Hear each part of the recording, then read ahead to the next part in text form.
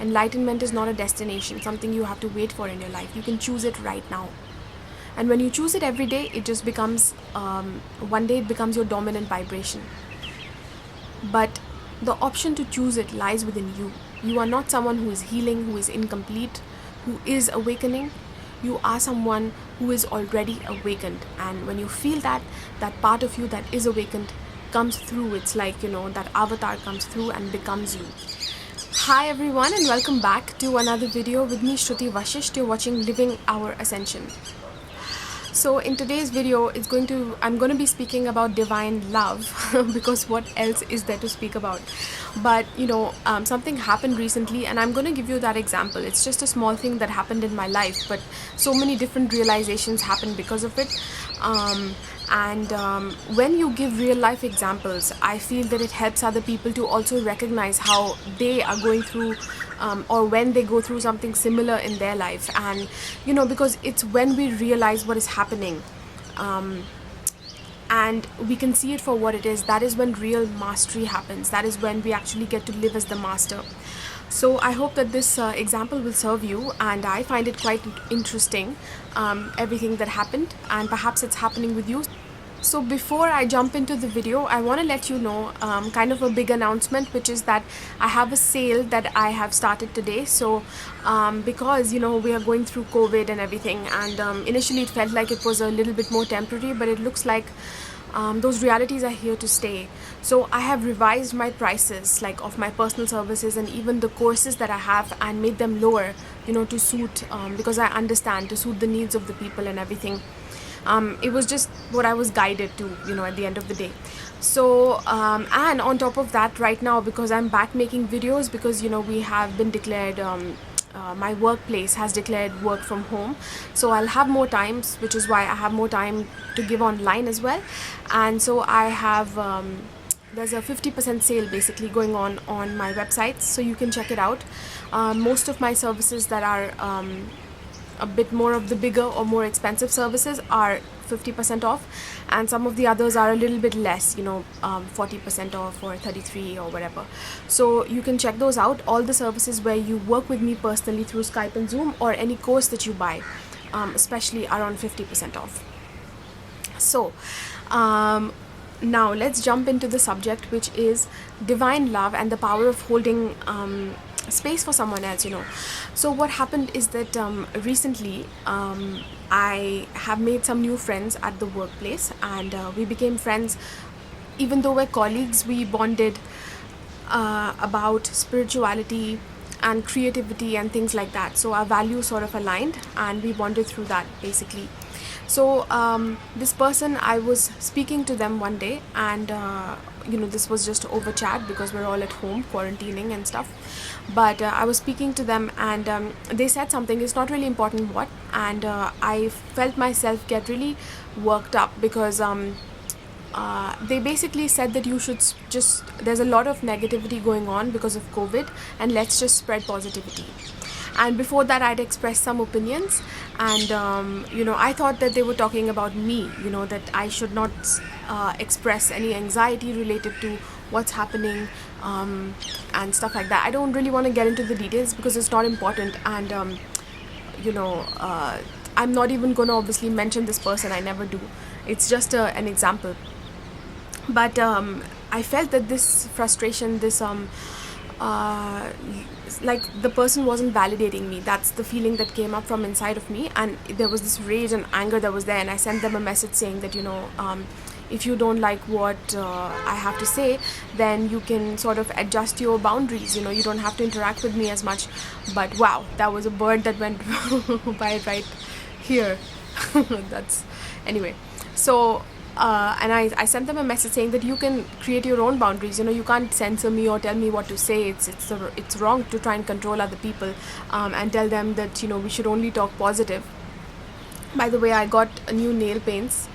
I know I don't talk about makeup on this channel, but I do really love makeup, and because I'm plant-based, I like to promote companies that are free of chemicals, that have or fewer chemicals, and are also vegan and stuff. So but it's that all of that is there on my Instagram. But anyway, so I was speaking to this person, and I expressed that to them. But and I felt this anger inside of me, and it turned out that they hadn't completed what they were saying. So what they meant to say was, let's have like a meditation, let's do like a meditation to spread positivity, because there is so much negativity happening. And then of course I apologized to them and everything, and that's fine.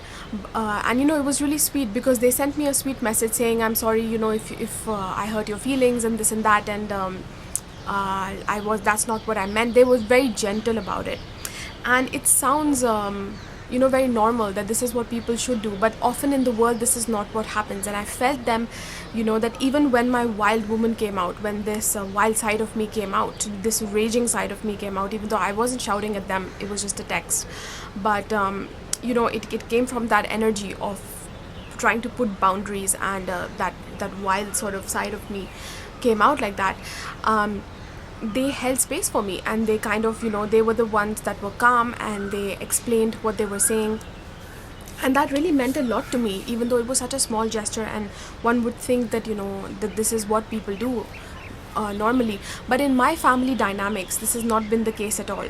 So I had a realization in that moment that, that this has to do with my family dynamics, that in our family, I haven't been received, because, during those times when I have different opinions, or I have different sensitivities than most people, when it comes to just the air that we breathe, the pollution levels, when it comes to noise and sounds. I need silence and more quiet than most, and just lots of other things, even how people just accept any truth. So I've always been like that. And whenever I expressed that I'm uncomfortable or that I need something, people didn't necessarily understand that it was that important. Like, they thought that I'm just being spoiled, or I'm I can't accommodate, basically. But for volunteer souls, for those souls that I hear that are sort of more sensitive, they are sensitive for a reason. Of course, the positive side of that is that we have all of these qualities. We're here to help the world, and we were born like that for a certain reason. I don't need to explain, all of you know. But what happened is that each time that I would express that, especially with relation to whatever it might be, pollution or other things, people saw me as difficult, in my family, because and there was a lot of acceptance as well, if I'm being fair. And again, I want to point out that it's not that my family is bad or anything. In fact, I've got a lot of love from my family. And but each family has something or the other. There are ways, because we're born in this world where the word is so loud. But anyway, we're born in this world where most people are not living in their whole self, in their master self, of course. So we sort of pass on certain things to each other. We're not always able to hold space for each other. We do act out sometimes.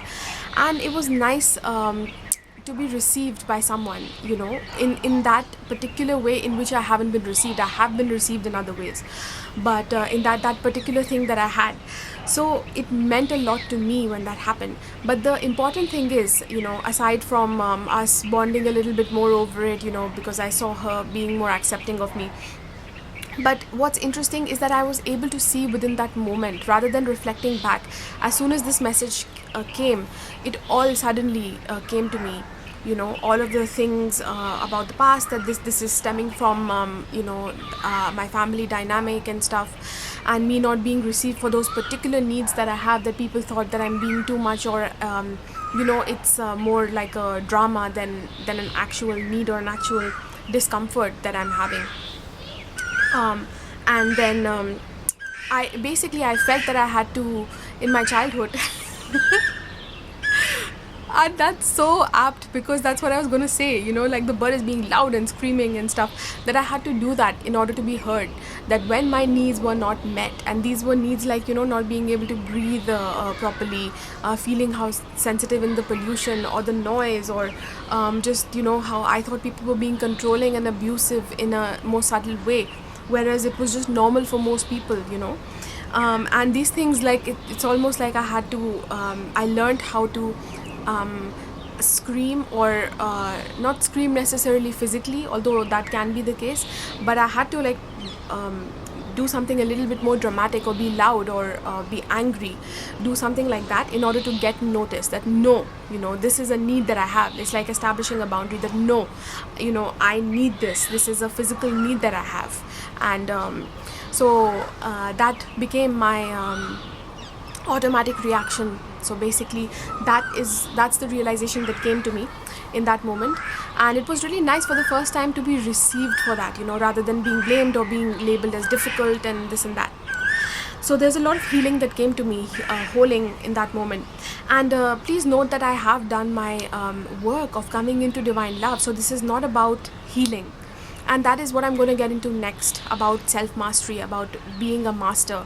The fact that, it's not that everything always happens perfectly after that, but why it happens. And I'll give you some insight about that.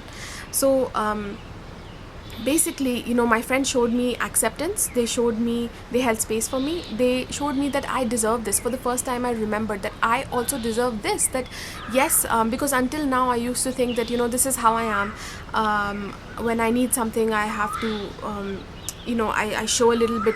I have these strong boundaries, and I can be that wild woman basically. And a part of me felt that was wrong. And I'm not saying that you should shout or scream or be angry, and that's okay on an this bird is just, I think, is just so apt for this video. But I felt that part of me was wrong somehow. So I was still judging that part of me, because the world judged that part of me. And for the first time, in that second, I accepted that part of myself, that I actually deserve this. This feels good when someone else, even if I'm so-called acting out, or if I scream, or I'm angry, whatever it is, if that person in front of me can just receive me, I don't need to do that anymore. And the next second, I'm actually quite a balanced person. I can actually see the master in me. I can feel balanced again. I can feel the love with another person. I have the capacity to bond at a deeper level, to become more intimate emotionally with that person. And all of these beautiful things I was starting to feel, which and I was like, that's such a shame that I didn't get it from somewhere, from my family. And it's fine at the same time. But it showed me what I really am, and that I don't need to blame myself anymore, and I can just let go of it. It's just an old story. So this is an example that, even if you're not doing something right, even if you're acting out in some way, or you're not balanced somewhere in your life, you have to let go of the guilt and the blame of that. If you don't do that, then that is keeping yourself, we hold ourselves back like that. So when we're first beginning our journey of self-mastery, it's more about the healing, where we really get into that. We work again and again and again to release that, that identity. It's a more solid identity at that point. But for me, because I've done the work for so long, and I've anchored divine love, I've anchored a certain level of mastery, so it's not something that I need to do again and again, which is why it's not that something happened and then 5 days later I'm reflecting on it, and suddenly one day the realization comes to me, or I have to go through a series of relationships in order to realize that one thing, the same pattern playing out. Self-mastery, when we live as a master being, we are able to see it unfold in front of our eyes, the truth of something. So it doesn't mean that things will be perfect in your life. So please understand this, because I know many of you watching this, you still hold yourself back by not believing that you are a master. You still think that you are healing somehow. And what I want to say is that I recognized and I received what she was saying, the love that was coming through her, no matter what the words were. So I received love as it was happening. I saw love even in a moment of where things were heated. So this is the difference between a master and somebody who is still healing. Someone who is still healing, it's more of a delayed process, you see. So don't expect that enlightenment is about the fact that you will never mess up, you will never get angry and stuff. It's very important. Anger serves a very important purpose, which is to establish boundaries. Like as a child in this example, if I can't breathe, or even if noises are too much for me, because I have other senses that are a little bit more open perhaps than most people, or I have this inner truth detector. And I'm saying all these things not to praise myself, but to bring attention to, because many people watching this video are sort of like that too. But basically, because I have all of those open, I need to honor that, you see. And if nobody else will stand for it, and it's something that actually infiltrates, is overpowering for me, then I need to establish that boundary. So anger is a healthy part of it at that stage where you're really not receiving it. However, when we play out, those emotions in our adulthood, where it's not necessarily happening from the other person, they're not doing it with that intention of suppressing you, of labeling you difficult or whatever, then we can let it go. And so when people hold love for you, you're able to do that. So love can really heal when you hold space for other people and you allow yourself to be with people who actually hold space for you as well. There is great healing, holding that happens there. And so anyway, I have some other points, so I don't want to keep dwelling on that. Let me see what else I want to say. So in the past, for example, let's do a bit of a compare and contrast to show you how you are a master. And that is that, when we are still healing, when we know ourselves, whatever you call yourself, I don't care what you physically call yourself, I'm a healer, I'm a spiritual person, I'm a master, doesn't matter. But what are you telling yourself internally? You might be saying something, but something else is going on inside of you that you're not aware of. So when we know ourselves at an internal level, because of the things we're saying to ourselves internally, as a healer only, again, there's nothing wrong with it. It's just that, when we're at that stage, I'm providing some codes for those people to step up and go into a deeper level of mastery, if that is what you want. So in the past, we labeled it, we needed certain proofs. For example, I go out with one man and he shows me certain things, and then I'm like, okay, this is something I need to, it's showing me something about my childhood. Then I meet another guy and it's something similar, maybe to a lesser degree, and so on. So it's like collecting proof. We collect proof that life is like this, just like we collect proof of our wounds. Like life told me that every time somebody tells me to what to say or how to behave, I need to show anger. You see, so I've collected proof, and that is a past story. So that is what somebody who is still healing does, who knows themselves perhaps as a healer. They are constantly healing. So as long as you know yourself only as a healer, you will constantly only be healing, in the mode of healing, because you have claimed, I'm a healer, I'm healing. When you claim yourself as a master, those past stories are no longer needed. You don't collect proof from the past. You don't need proof. You're just aware in the moment. Like in this example, I saw it as it happened, as I was shown love. Within that second, I melted, and I was able to, so many realizations came all at once about my past, even about my future. I'm going to mention something, now to you about that as well. So this is the difference. A master lives in the present. That it's not that things will go perfect. It's not that you will always, behave in perfection. But you will see that even this is perfect. This is just my human self, playing out. And I see the reason for it. And it's also beautiful. So there's no judgment there. And then in that space, you're able to co-create with other people and with the moment within love. Even if there was a heated moment, or even if it was calm, doesn't really matter. But all is always experienced, for the most part, within love. So, in this moment, I also realized how far I've come, because this person was mentioning a meditation. So it was a reflection of me that, I love myself to this degree now, that I'm attracting people who can hold space for me. I no longer always need to be the bigger person, the spiritually or emotionally more mature. Other people also can hold space for me and allow space for me to become. And this made me also realize that I'm stepping into the next level of co-creative partnerships in my life, because this person, this friend of mine, was suddenly here mentioning doing a collective meditation, inviting random people out there, just putting it out there for everyone, for all of us to get together and do a meditation, even from our own homes while we're quarantining. And this is something that I've always wanted, to have more people co-creating with me, because I'm always doing work alone, and I know that so many of you can relate to that, who have been on the path of ascension for a while.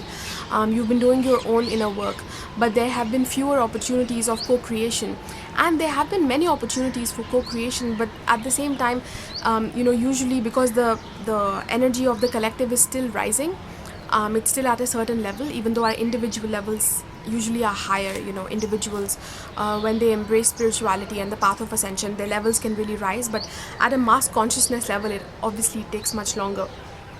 So there have been many opportunities to co-create over the years, but nothing very sustained that was solid and lasted, which is also beautiful. But at the same time, I'm seeing more and more each year, even though it's subtle, and for us who like to transform so fast, anything that we can control, which is our own empowerment, we did it really fast for many of us, but you can't control the collective.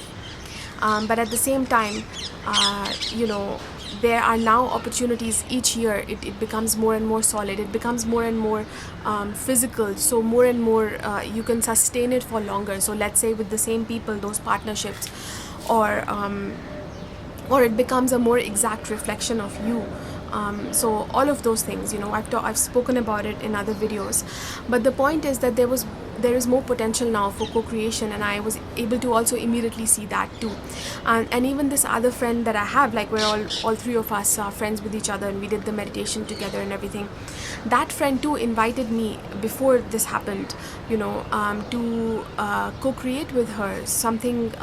We're going to do a creative project together because we're both teachers, and so this is something very creative. It's not just about teaching, and we're both sort of have this ingenuity when it comes to being creative, our own unique ideas, and putting them, making them physical. So I think that we both have this ability, and that's why I connect to this person, and I'll be co-creating with them. It's very, very exciting this summer. So we have plans for that, even if it never happens. Just the fact that this energy is here, I can feel it, and this person is there in my life for a sustained period of time. I'm seeing them every day at work, both these people. Even if we're working from home, there's interaction. So it's not just online. For example, many of you, many people that I've connected to, they are in different parts of the world, and they are spiritual and creative in their own ways, but at the same time there's no actual physical contact that's happened, whereas here it's a little bit different.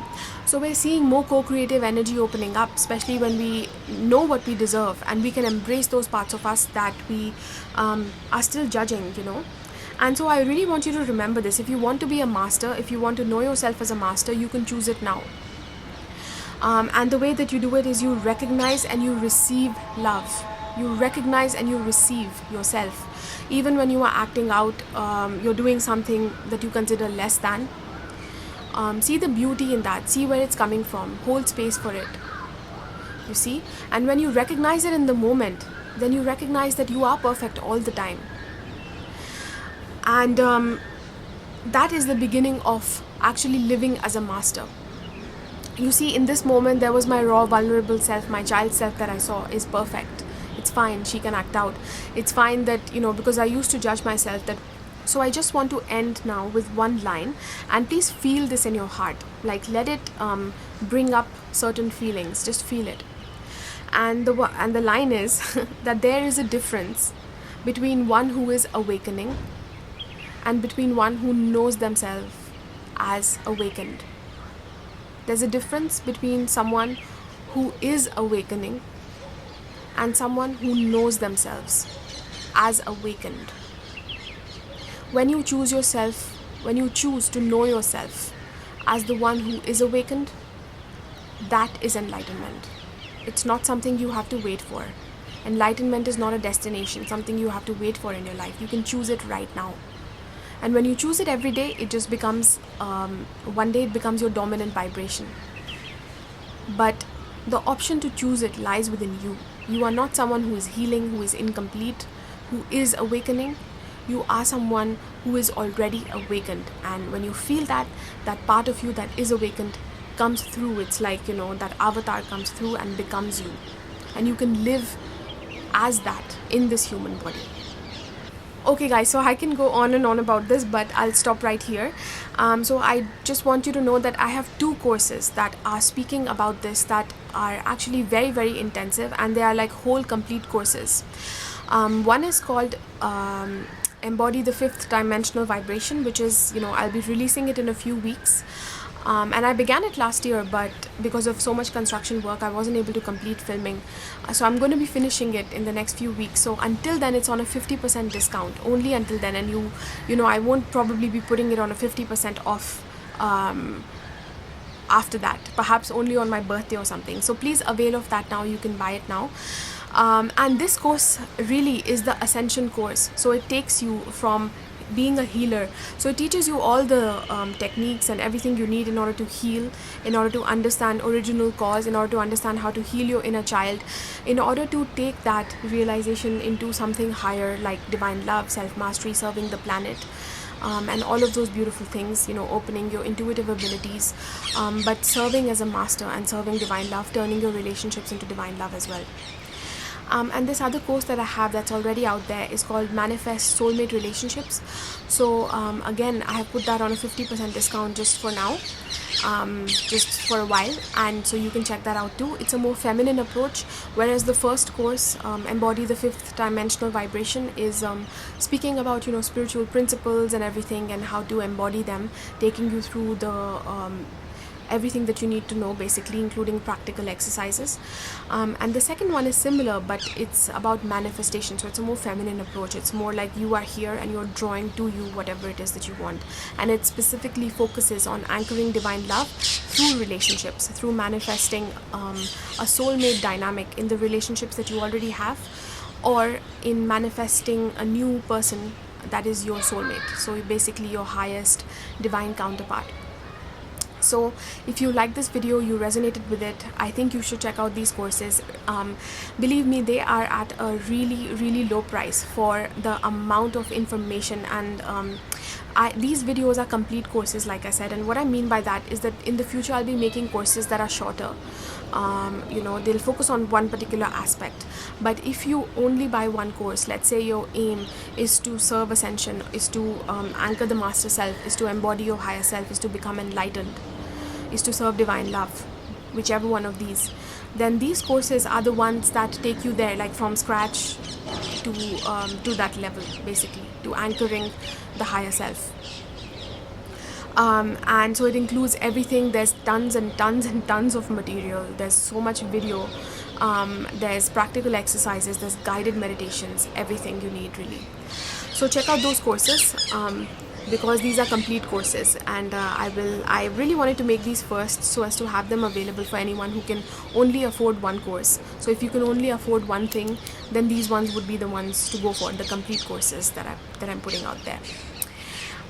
So I hope that you enjoyed this video. Let me know your comments below, what you think, if you have any questions, and I will see you in the next video. Thank you for watching. Please subscribe and give this video a thumbs up, because that helps me out a lot with the algorithm.